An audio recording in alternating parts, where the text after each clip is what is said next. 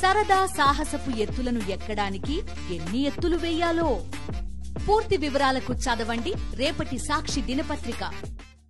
వరద ప్రభావంతో విజయవాడ ప్రజలు అనేక అవస్థలు పడుతున్నారు. పాల ప్యాకెట్లు, మంచినీరు కోసం సైతం సుదూర ప్రాంతాలకు వెళ్లాల్సి వస్తోంది. బాధితులకు కనీసం నిత్యావసర సరుకులు అందించలేని స్థితిలో ప్రభుత్వం ఉంది.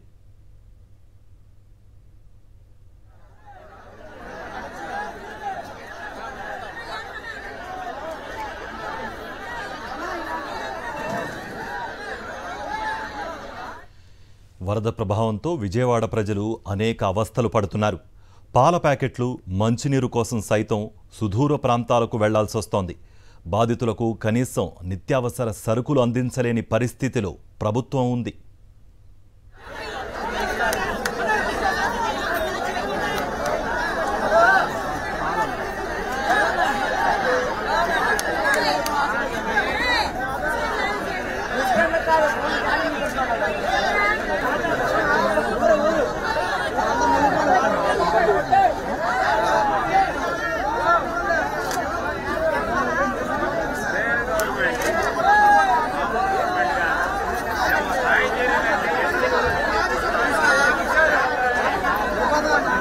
ఇప్పుడు మనం స్క్రీన్ పైన చూస్తున్నాం. పాల ప్యాకెట్ల కోసం, నిత్యావసర సరుకుల కోసం ప్రజలు అల్లాడిపోతున్నారు. అండ్ కొట్టుకున్న పరిస్థితి కూడా కనిపిస్తోంది ఇప్పుడు మనకు స్క్రీన్ పైన. ఇక్కడ విజయవాడ చర్చ్ రోడ్ నుంచి మరింత సమాచారం అందించడానికి మా ప్రతినిధి అశోక్ ఉన్నారు.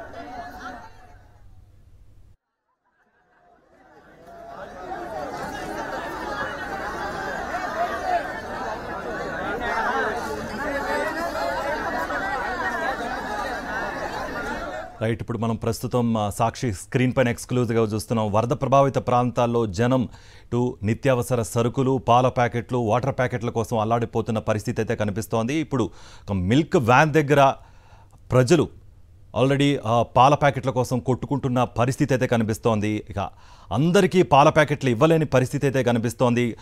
పక్కన చూసుకుంటుంటే పాల ప్యాకెట్లు విసురుతూ వాళ్ళకి అందజేయడం అయితే జరుగుతోంది. పక్కన ఆల్రెడీ ఇప్పుడు ప్రజలు కూడా దీనికోసం ఎగబడుతున్న పరిస్థితి అయితే ఇప్పుడు మనం ఎక్స్క్లూజివ్గా చూస్తున్నాం స్క్రీన్ పైన.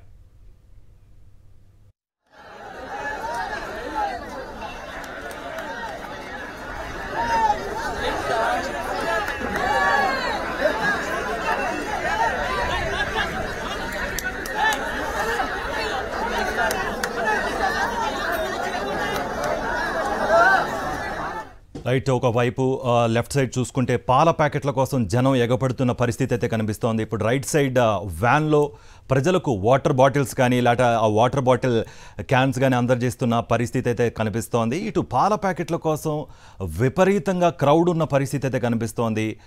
పక్కన పాల ప్యాకెట్లు విసురుతూ ప్రతి ఒక్కరికి అందజేయలేక ప్రభుత్వం ఇక్కడ చూసుకుంటే ప్రభుత్వం విఫలమైంది అన్న చందంగా పరిస్థితులు అయితే కనిపిస్తున్నాయి. ప్రతి వారు ఆ పాల ప్యాకెట్ల కోసం తమ పిల్లలకి లేకపోతే తమ ఇంట్లో ఉన్న పెద్దలకి, వృద్ధులకి అందజేయడానికి ఆ పాల ప్యాకెట్ల కోసం ఎగబడుతున్న పరిస్థితి అయితే ఇప్పుడు మనం చూస్తున్నాం.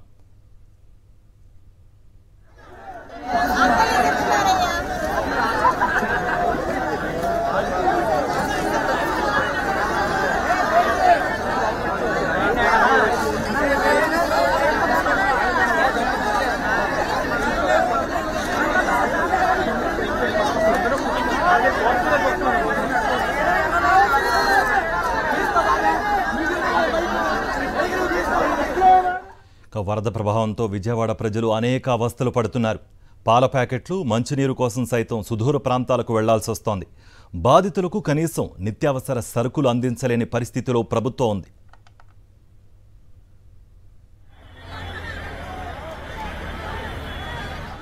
విజయవాడ చర్చ్ రోడ్ నుంచి మరింత సమాచారం మా ప్రతినిధి అశోక్ అందిస్తారు.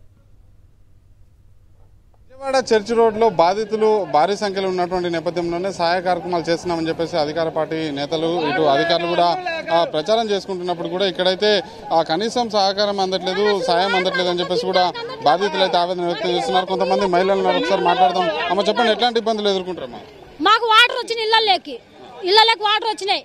మాకు తినడానికి నీళ్ళు లేవు, అన్నం లేదు, మా పక్క ఒక పాల ప్యాకెట్ అనేది రాట్లా, అసలు ఏమీ లేవు మాకు సౌకర్యం కూడా. అది ఆహా అసలు మాకేం అందిట్లా. మాకు last red colony water tank దగ్గర మాకు ఒక్క పాల ప్యాకెట్ కూడా అందిట్లా. మాకు ఇంటి దగ్గరికి వచ్చే పరిస్థితి ఏమీ లేదు, అసలు ఇంటి దగ్గరికి వచ్చే పరిస్థితి కూడా లేదు. మంచి నీళ్ళు కూడా ఇచ్చిన వాళ్ళు లేరు. మాకు మీ దగ్గరకు వచ్చే కనీసం మాట్లాడిన వాళ్ళు లేరు, మా ఇళ్ళకాడికి వచ్చి మాట్లాడిన వాళ్ళు కూడా లేరు. మాకు మంచి నీళ్ళు లేవు, ఏమి లేవు. మా బాధ దేవుడు చూస్తున్నాడు.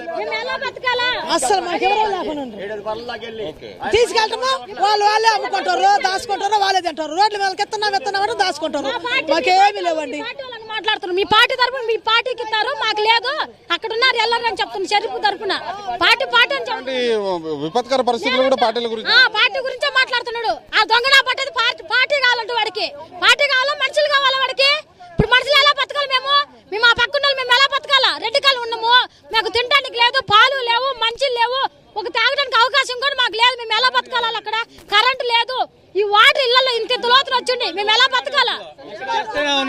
ఇస్తే ఒక బాటిల్ ఇవ్వాలి, దొరికిన వాళ్ళు కేసులు తీసుకెళ్లిపోతున్నారు. వాటర్ వెళ్ళే మార్గం లేదు, ఎవరు పట్టించుకున్న వాళ్ళు లేరు. పసిపిల్లలు ఉన్నారు, గర్భిణీ స్త్రీలు ఉన్నారు. పడవలు వేసారన్నారు, పడవలు మనిషికి 500 రూపాయలు అడుగుతున్నారు. పడవలు ఉచితంగా వేసినామంటున్నారు. ఎవరు వేశారు? ఎవరు రావాలండి? పడవ వేసిన 1000 రూపాయలు 500 అడుగుతున్నారు. పావులు, తేర్లు, కాయచర్లు మొత్తం వస్తున్నాయి. ఏడు ఉండాలి మేము అక్కడ నుంచి ఎందుకంటే ఎక్కి ఎంత కిలోమీటర్ ఉంది, అలాగా నుంచి సందుల్లోకి తాగటానికి కూడా లేవు. పడవలు రాకపోతే మెడ మీద ఆ నుంచి పడవలు డబ్బులు తీసుకుంటున్నారు సార్. పడవలు ఒక్కరు కూడా తింటాన్నారు, సచ్చినమంటున్నారు కదా. ఎవరు రమ్మను చూద్దాం, ఈయన నిలబెట్టేద్దాం. ఎవరినైనా వాటర్ వచ్చిద్ది అన్న సూచన కూడా మాకు ఎవరికి తెలియజేయలేదు. గంటలో 4 అడుగుల పైన పెరిగిపోయింది ఒకేసారి. ఎవరు దాటుకోవడానికి లేదు. వెళ్ళిపోయాడు. చంద్రబాబు నాయుడు గారు వచ్చారు, ఆ టర్నింగ్ తిరుగుడు ఇట్టు వెళ్ళిపోయాడు. అసలు మాట్లాడకుండా సాయం చేస్తాడు కదా. ఏంది చేసేది? ఆయన చేస్తాడు, బాగానే చేస్తాడు. జనాలు మునిగిపోతున్నాడు, చూసిపోతున్నాడు కానీ ఇట్టు అనుకుంటా. బాధ ఎవరు వినలేదా చంద్రబాబు నాయుడు? మేము కేకలేసాం అయ్యా అయ్యా అయ్యా అని ఇట్టు అనుకుంటా. ఆ టర్మినల్ తిరిగి వెళ్ళిపోయాడు. పడవల్లో వచ్చినాయి అంటున్నారు. పడవల్లో వస్తే మెయిన్ రోడ్ లో ఇచ్చేస్తున్నారు, లోపల రావట్లా. లోపల పిల్లలు చచ్చిపోతున్నారు. పిల్లలు ఏం చేయాలి? పడవల లోపలికి రావట్లా. ఇంట్లో సామాన్ లక్షల్లో నాశనం అయిపోయినాయండి. ఏమి తీసుకెళ్ళాం? ఇంకో కండ వేసుకుని బయటకు వచ్చా. నా ఇంట్లో కనీసం ₹1,00,000 సామాన్ నాశనం అయిపోయింది. మాకు వాటర్ ఇచ్చారా? తిండి ఉందా? ఏముంది? చంద్రబాబు వచ్చి మొత్తం ఆదుకుంటా అని చెప్పేసి అన్నారు. ఎవరు అన్నారు? ఓట్లు అయితే వచ్చారు, ఒక్కరన్నా వచ్చి అడిగారా ఏమన్నా? ఇప్పుడు సందుల్లో ఉన్న వాళ్ళకి, రోడ్ల మీద ఉన్న వాళ్ళకే ఇచ్చిపోతున్నారు. సందుల్లో వాళ్ళు ఏం చేయాలి? వాషింగ్ మిషన్లు, మంచాలు, పిజులు అన్ని పోయినాయి. ఎవరన్నా వచ్చి వాటర్ ఇచ్చారా? లేకపోతే తిండి ఇచ్చారా? ఏం చేశారు? ఎవరన్నా వచ్చారా? ద్విచక్ర వాహనాన్ని కూడా నెట్టుకుంటూ వస్తున్నారు. అరిగోసను అనుభవించారు. దాదాపు 3 నుంచి 4 రోజుల నుంచి కూడా అదే నీళ్ళలో మునిగిపోయినటువంటి పరిస్థితి ఉంది. ఎట్లాంటి ఇబ్బందులు ఎదుర్కొన్నారండి?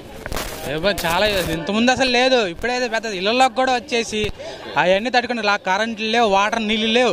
నీళ్ళ కోసం చచ్చి దాకా అటు దూరం కొలపల్లి కొనుక్కోవాల్సి వస్తుంది. అయిపోయినట్టే దీని పని. మొన్నే వారాల క్రితమే కొన్నా బండిని, అయిపోయింది ఇలా వచ్చి. మనం చూసుకోవచ్చు, ఇప్పటికి కూడా పాడైపోయినటువంటి బండ్లను కూడా నీటిలోనే తోసుకుంటూ వెళ్తున్నటువంటి పరిస్థితి ఉంది. బండ్లతో పాటు చిన్నపిల్లలు, మహిళలు, వృద్ధులు, గర్భిణీలు, బాలింతలు కూడా ఇదే నీళ్లను 4 రోజుల నుంచి నానుతూ వస్తున్నటువంటి పరిస్థితి ఉంది. బాధితులు అయితే తీవ్రస్థాయిలో ఆగ్రహం వ్యక్తం చేస్తున్నారు.